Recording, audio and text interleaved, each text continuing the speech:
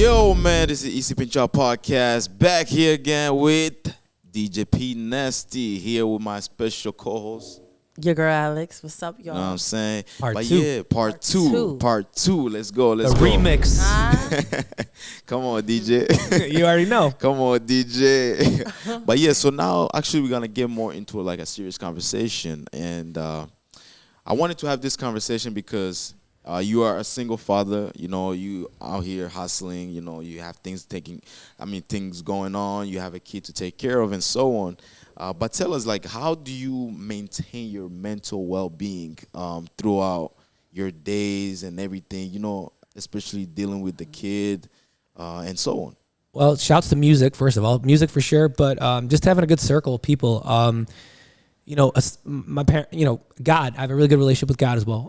You know, I start off every morning and I go to the gym every morning. I'm an early morning guy. But I start off with a prayer, a daily prayer, as well as just 2 or 3 different daily prayers.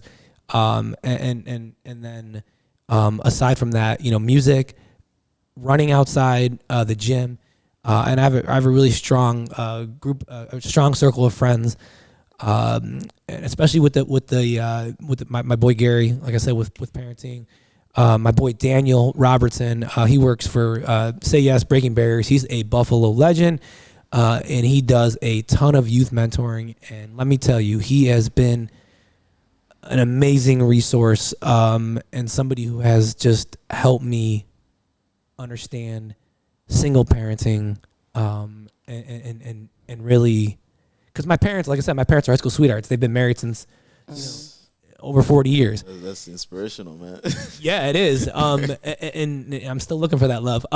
But my point in saying that is, you know, there's some things that they necessarily might not be sure how to navigate. So, you know, and I always say, like, you have to know the difference between transparency and vulnerability. So depending who you open up to, you have to know that some people you can be transparent with, but you don't want to also necessarily be vulnerable, because then you open yourself up to being, you know, some of the stuff you're open up with is very, very personable. You know what I mean? So, but yeah, I would say like the mental health, it's a lot of different pieces that definitely helpful. My sister's been super helpful too. She's, you know, dealing sometimes, or I don't want to use the word dealing, having different conversations with my son's mom. My sister's a woman. So just having, you know, a conversation with my sister ahead of time. Hey, like, you know, what's a good way to navigate this as a, you know, you're a woman, you know what I mean? And stuff like that.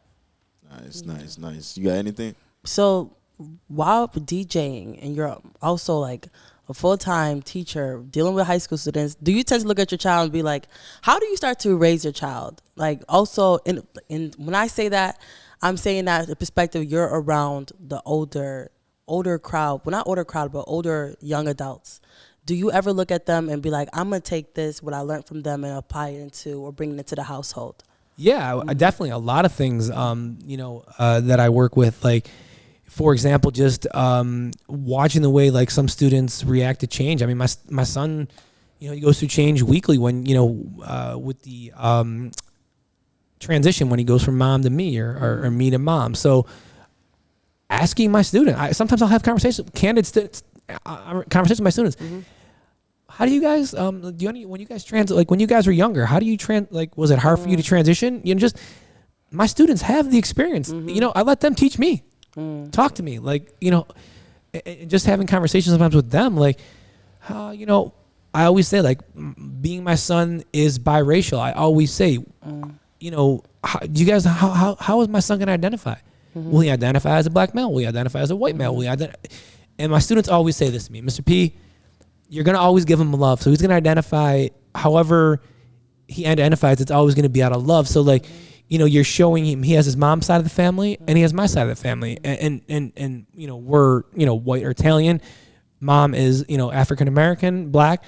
And at the end of the day, I don't care how he identifies, but I promise you he's going to I want him to understand both sides. And, you know, I even, like, being a teacher, I teach him about black history just because it's important to him. Not only is it important to me, but it's important to have that conversation with you know, him as well. But yeah, just, you know, my students have been a really good resource in helping me out with my son. Shout out to the students, right? Shout out to the students, Shout out man. to y'all. Shout out to y'all. Thank you for coming every day. I appreciate you guys. Shout out to you, because Mr. P keep giving you guys a shout out, actually. Love you guys. And also, I want to ask you another question. You know, how just being a single father, I mean, how do you manage to keep a healthy relationship with the mother of your kid? That's a good question. It can sometimes be challenging. So, I think, as I said, having those conversations with the people that you trust ahead of time and not reacting in the moment. It's easy to react in the moment. And so this is kind of something I teach my son as well as my students. I know, like, you want to go on Facebook and you want to dog that person. I know that you want to go and you want to make that post to Instagram and you want to throw that subliminal out right away. But sometimes you got to just step back, think about it, and then kind of move from there. So I'll say that much to you is the best way is sometimes, and don't get me wrong, some decisions need to be made immediately. So it's not that I have time to think about everything, but I would say really the most beneficial thing has been to really just do some reflecting. And then it really gives you to figure out what hills are worth it to die on. Because as a single parent, you are going to wear yourself out if you choose to take a battle for every single thing. There's some things that are just, you got to kind of, I don't want to use the word accept them, but you got to kind of just, that's the way they have to be. Right. Because you're going to physically and mentally drain yourself and not have anything to give, not only to your child, but to your students that I work with, to DJing. Like, you just can't. You can't allow the stress to come. That's a lot of stress. And just to jump up from there as well, I want to ask this question, because a lot of people tend to have kids when they're young, you know, so they don't know how to kind of like maneuver around being a single parent. So let me say the mother of your child was to have someone else, right? And someone else comes around your child. How would you react to that? And what kind of person would you want to be around your child? So she does. She just had a baby in October, and she's getting married in August. And I think a ground rule that we set up was that anybody that we're going to bring around, and again, I'm new to this, and if I'm being honest with you, she started dating before I did. My son will be 6 this month, and I haven't really dated anybody since before my son was born. I wanted to make sure I was where I needed to be. I'm ready now, single. Hey, hold up, y'all. Hey, single. Hey, come on now. But for real, so I think we had that conversation that we would like to maybe meet that person. Excuse me. And the person that she is getting married to has 2 children as well, and it's so funny, and I got to be honest with you. So we just went to I get the second break of Easter with my son, and we went to Florida with my whole family, mom, dad, sister, niece, son. And I was driving my son back, and I said, you know what? If my son's mom's boyfriend or fiance comes to the door, I'm going to tell him thank you. And you know, the reason why was because, like, a couple times my son called me and he said, hey, Dad, I just wanted to say goodnight to you. Rashad told me, to make sure I call you before I went to bed. Not that he wouldn't have called me anyways, but just the fact that. That's respect right there. Yeah. That's respect. So when I pulled up, my son had kind of fallen asleep in the car seat. And when I pulled up, sure enough, it was Rashad. I said, hey, Rashad, how are you? He goes, hey, how was your trip? I said, it was great. I said, listen, man, I want to take a second and I just want to say thank you. He goes, for what? And I said, I just want to let you know, like, I really appreciate what you do for my son. And he goes, well, it's to be expected. I said, well, I'm going to be honest with you. I said, I don't have any experience with this. It's my first time as a co-parent, and really my first time with his mom having a serious boyfriend. So I said, I'm not trying to come off the wrong type of way, but I just want to let you know, like, thank you. And he's like, yeah, it's a lot of change for everybody. I said, well, listen, it is, but I have to tell you, man, I just want to say thank you for, caring for my son and what you do for my son. And I said, like, that means a lot. He said, yeah, no problem. And then, he said something like, I heard you, I had a little bit, I got like 100, I had to go to the urgent care while I was in Florida. I got like a little fee. He goes, I heard you got sick. I said, yeah. I said, I'm feeling better. And he said, all right. He said, make sure you drive home safe. So, like, You know, I think really just you got to really, at the end of the day, you got to really place your child at the center.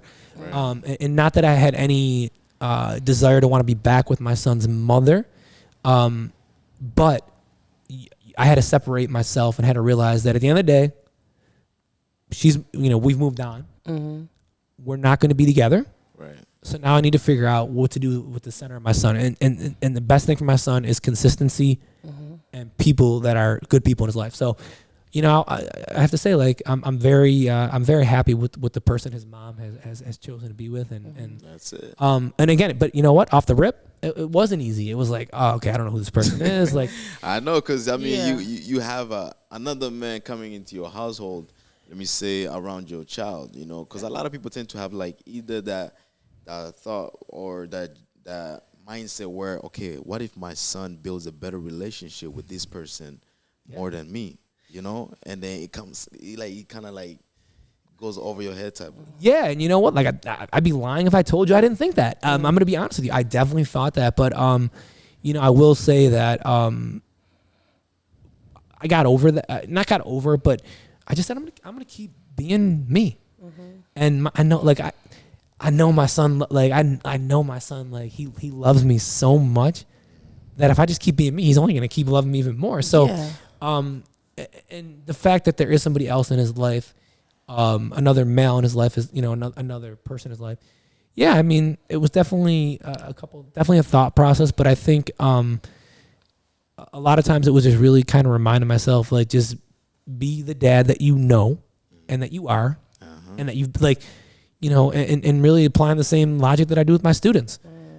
You know, I if I could tell you, like, sometimes when I start off with students who don't know me, oh, you're can't tell me that you're not my dad. And like, they're very quick to change your story in a month. They're like, hey, Mr. P, or like, hey, Dad. And I'm like, oh, wait, I thought you were listening. Yeah. And they'll be like, I know, but like, I really got to know you. Like, and like, you know, so, and how did I get that way? I got that way just by continuing showing them love and just showing them I care about them. So, you know, same philosophy with my son. Just keep, I don't want to use the word applying the pressure, but just keep being a dad. And I think, I don't think you'll have to worry about that, losing out to the other, to the step parent. Yeah. It's not right. It's not a rivalry, man. No, it's not. No, at the end of the day, it's about the child.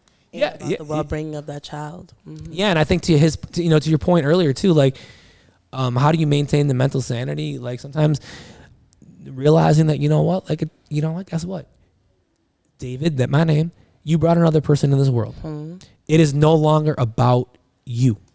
Okay. We were just saying this on another podcast earlier, talking about co-parenting and traditional homes and such. But go ahead, continue. Yeah, but you know what? Tune in and watch that one, y'all. Tune in, like, subscribe, follow. Yes, sir. You already know. But really, really realizing, you know what? It's no longer about me. Yeah. It's about my son. And, like I tell my students, like, you got to realize that when you do have a co-parent, like, this person is in your life the rest of your life. Like, I mean, your plans can, like, when she was pregnant, and expecting a baby, I was supposed to go away and see a girl that was a friend of mine in Atlanta, and I was going to take her to her concert. But I had to be very careful with that schedule for this person who I'm no longer with, because she had reached out to me and said, hey, if I have the baby, would you be able to come get him so I can, recover and have some time? And of course I said yes. But I've had although I'm not quote unquote directly connected to her anymore. I mean, obviously through my son I am. Yeah. My whole life is impacted by this person who I don't necessarily want to, I don't want to use the word be with, but yeah. So you guys are just no longer together. But, I have to understand that my son is the most important thing. So, like I said, I tell my students, like, yes, I understand that you guys want to be physically active, but you need to understand that, like, when that happens, it's no longer about you. And it's like I said, I can't tell them how to be, I can only tell them how to be safe, sexually active, I guess the word would be. But, I tell them, like, when you, like, get like that, like, if you have another person in this world, like, it's it has implications. Yeah. You know, and whether it's me DJing less, and that's fine, but nonetheless, I've had to say no to events that I really want to do because time with my son's more important. You know, my son's mom was somebody flew me out to Paris this summer to DJ a wedding, and they were from Buffalo. Shouts out! You're doing big things. Come man. on, Petty. Doing big things. You're hanging out with different artists. You know? Shouts out to Karima and Hyro. They flew me with them. Shout out. Oh, they're the best. I love you guys. But they flew me out to Paris, and I had to make adjustments in my schedule because that was something that everybody. Okay, he's, you know, like that. You know, there's those exceptions to the rule where you can put yourself, you know, where you can work on things and like where you get to put yourself. I don't want to use the word first, but where you kind of can do that. But like I said, that's okay to say that though. Yeah, put yourself first. You have to, because you know you want your own You're mental also state. an individual. Yeah, I mean, but like I said, you know, 90% of the time you got to realize it's about that kid. So, you know, my point in telling you that is like, to maintain sanity, I always remind sometimes I'll just look at a picture of my son and be like, okay, center yourself. and you know, to your point, like it's really challenging as a single father in the courts. Right. It is so hard. Yeah, even, I mean, if I could tell you the amount of struggles that I've encountered with the legal system, just by being a male, it's hard.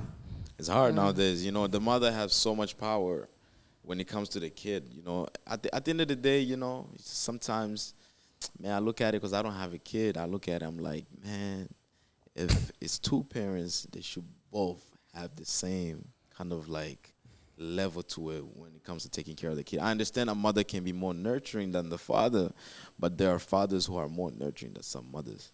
Yeah, I think like we sit here and we talk about in society how important it is to be a father and how important it is to have a father, but I don't think we've made those adjustments in the legal system to give father those opportunities. Like we could talk about, oh, this young adult is the way they are because they didn't have a dad in their life. But then you get these like guys that are, I want to be involved, and then the legal system's like, oh wait, like he's doing the right thing. Well, you got to jump through this hoop, this hoop, this hoop, this hoop, this hoop, this hoop, this hoop. I mean, if I could tell you, like, just to even, you know, like, just hyphenating my son's last name. Oh my God. You know, you can sometimes understand why somebody might say, the heck with it. Like, it's just, it was so, I mean, so many different hoops, but worth every pen. And it's so funny because my students are always like, because they know I love sneakers. And I said, listen, whenever I deal with something like, if I have to deal with something like legally with my son, I said, I will sell every shoe in my closet and all my belongings as long as for my son. Like, but you love shoes. I said, I do, but you know what? I love my son more. How many sneakers you got? I just want to jump on that. Separate podcast. A lot. You know, I've been collecting over a long period of time, and you know, probably, I can't even tell you, probably hundreds of pairs. But and that's a way that my students and I can connect as well. I have resources too to help my students sometimes get sneakers for retail. So that's another good way. Oh, period. So they're like, you're the shoe plug too. Yeah. So and it feels good to be able to do that. So a shoe plug, a DJ, a teacher, a single father, and an amazing person. Like, come on, this is just okay. So speaking about this though, last question. So how are you planning to maneuver your love life now? Because you are a single father, how does that look like for you? Well, that's a great question. I've tried to. There's been a couple. So I was in the last 4 months. For 4 months, I thought I was involved with somebody who wanted to continue to work towards that, but that was not her plan. But to use that, so we spent a lot of time on FaceTime. So my son saw her through there. And got to know her through that way. And I'm okay with that. But I would say this, like to maneuver my love life, I'm always upfront with somebody if I'm going on a date. If they don't know that I already I'm always like, hey, you know, I am a single dad. And then, you know, their questions, I was like, okay, but you're a DJ, a teacher, and a single dad. How are you going to make time? And I always, my rebuttal to that is, listen, that's a together thing. Like if you can, if you are going to give me your time, I'm going to give you my time. So I think it would be, you know, maybe a 3 to 4, maybe even 5 month rule that before I would have my son meet the person who is in my love life. But But I will say, like, I'm definitely wanting to find somebody for my love life. I love DJing. I love being out. I love that kind of stuff. But I just turned 39. And not to say that that's old, but I guess, like, you know, it's so funny. Like, I say I DJ all these weddings, and I'm always like, man, one day it's gonna be me. And I'm not, and it sure is. And I'm not trying to force it, but you know, I definitely felt a really strong connection with the most recent one. And you know, I felt really good. And it was like the first time I really kind of dated since my son. And like I think that's a piece that I need, like that, you know, he was asking about balance. I do need that. Like, I need that other piece of balance to, like, come home and you know, obviously I feel the love for my son and my family, but, like, I need that person, you know, that significant other that you feel that different kind of different type of connection. Yeah, different kind of connection. Like, I hate cooking, but, like, this person, I would cook for her. Bringing out trace out of you, you're like, I would know. Like, I was having somebody set up. One person, bro. I hired somebody to do a picnic for, like, it was just for the first time I'd really felt that spark again of, like, wow, like I'm really feeling like I want to be, you know, I want to be with somebody and spend some time with somebody. You know, so to your point, I think. But I would definitely meeting my son would be, you know, definite. Like, I would kind of work that in over some time. It wouldn't be right off the jump. But you know, and I would let the person know, like, hey, would you, you know, once we got to that point, you know, would you be okay to meet my son's mom, or have a conversation with my son's mom, or, you know, I would want to give her that same respect as well. Definitely. And I'm sorry you said last question, but I just want to finish out with this one because I love being a DJ, right? Where would you think is the best place to meet a woman that's gonna be the love of your life? Because, you know, you're in the club. You think in the club, like, where would you? Oh, good question. That's a great. It's so funny because everybody's like, why don't you go on the dating apps? I said, you know why? Because if I'm DJing, somebody's gonna see me go, that's the guy on the dating app, right? Like, and I don't want to, they're gonna be like, that's a DJ. Like, you know what? Actually, the most recent girl that I met her in Paris. Okay. She was from Buffalo, but she's a teacher in Atlanta. And my point is, like, I met her at a wedding. She was a maid of honor, and it was great. So, I guess to your point, to answer your question, I think a great place to meet to meet people would maybe be different events. You know, I went to a mixer for Adri V, who works for 93.7. She had a really great mixer event at 500 Pearl, and that was a really great spot. I had the opportunity. Oh my goodness, I wanted to go to that. It was so good, huh? It was great. Shouts to Adri V. Shout out. Yeah, it's my Aries sis. But like those kind of events, I think, you know, Will Holton actually has the first Wednesday. Him and Daniel Powell, they have a first Wednesday of the month below Asbury Hall, and they do a comedy and R&B social. Ooh. It's always the first the first Wednesday of the month. That's a great place. She's in love with that. You know, Listen, if you closed your eyes, or if you just walked in the downstairs of this bit, you would think you were in Manhattan at like a cool social. I mean, not to say it's not cool. Yeah. I mean, and they bring in so much great entertainment and local and even artists beyond that. So, like those kind of events, I think are a great place to meet. A great place to meet people. You know, excuse me, even being out with my son. You know, like I have. Your baby is so cute. Yeah, right. Yeah, even being out with my son, like that definitely. But I would say that the last two people that I've met, or the last two people that were in my life, the one I met at a wedding, and the other one I met when I was DJing at a spot called Hartman's. But you know what? And I think honestly too, sometimes just, hey, I got a friend. You know, would you be interested in taking her out? And you know what? I don't know how I left this one out. Being a teacher as well, having the opportunity to kind of like, if we go to like these different professional developments, sometimes they're with other schools, so you get to maybe meet other teachers and things of that nature. Scouting? Scoping. Always listen. I was scouting on the way over here.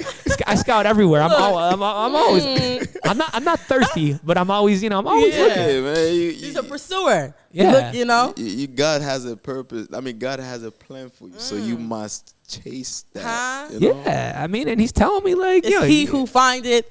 Heavy is the right, but no, and yeah. So I think I don't. To answer your question, I don't think there's one set place to meet the person, but I think always being open, and I would say like as a DJ, like I'm not that DJ that tries to just every night be with a different person. Have I ever had that opportunity? Sure, but like for me, I think it's like.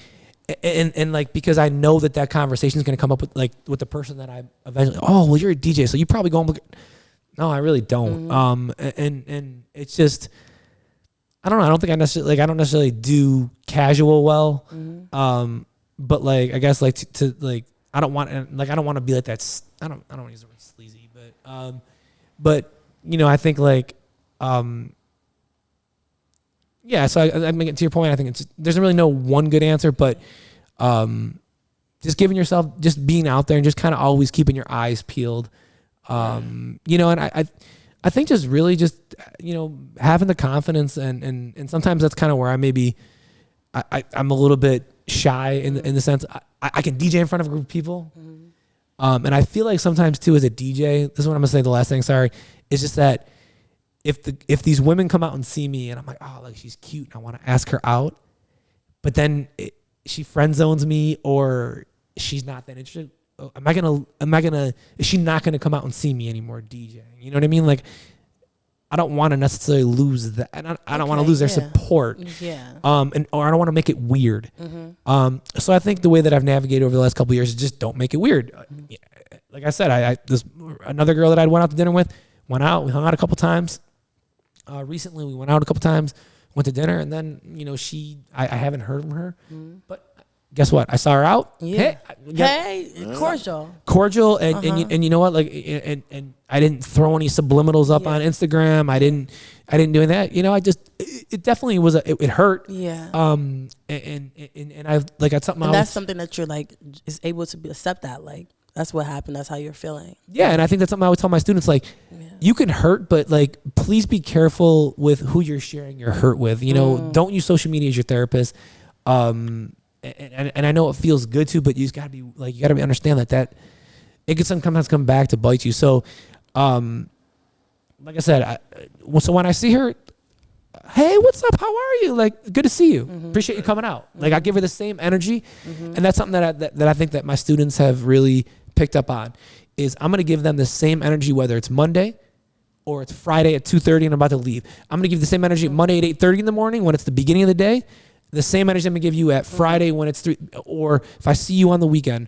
Meaning, like I try to maintain, and as they say, don't ever switch up. I always try to maintain that. Hey, happy to see you.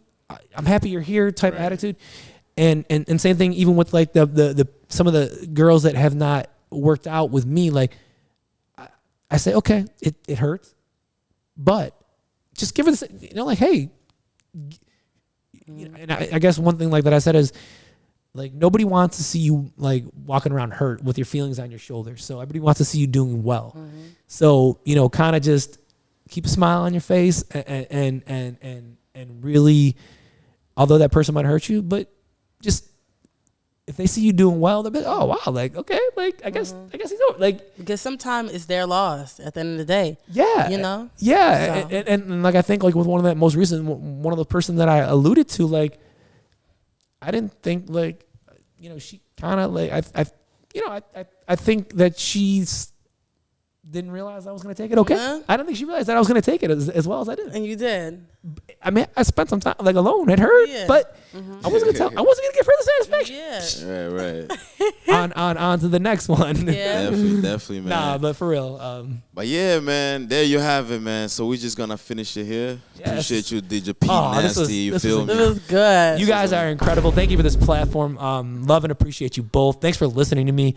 And like I said, shouts to everybody who just constantly just looks out for me and refers me and supports me. I like that means so much. Trust me.